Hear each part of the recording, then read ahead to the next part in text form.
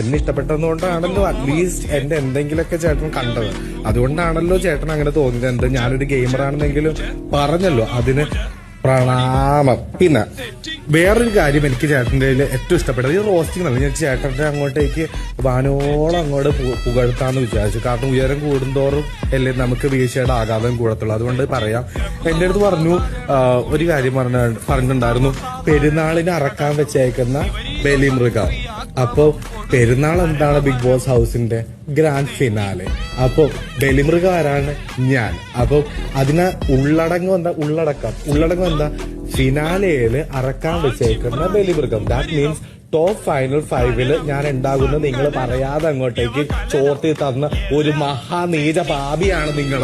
Big boss ഇദ്ദേഹത്തിന് എത്രയും പെട്ടെന്ന് പുറത്താക്കും, പ്രധാന ഗേറ്റിൽ കൂടിയിട്ട്. ഇതാണ് എന്റെ ഉത്തരം. താങ്ക് യു സോ മച്ച് ഞാൻ ഫിനാലിൽ ഞാൻ ഉണ്ടാകുന്ന പറഞ്ഞതിന്.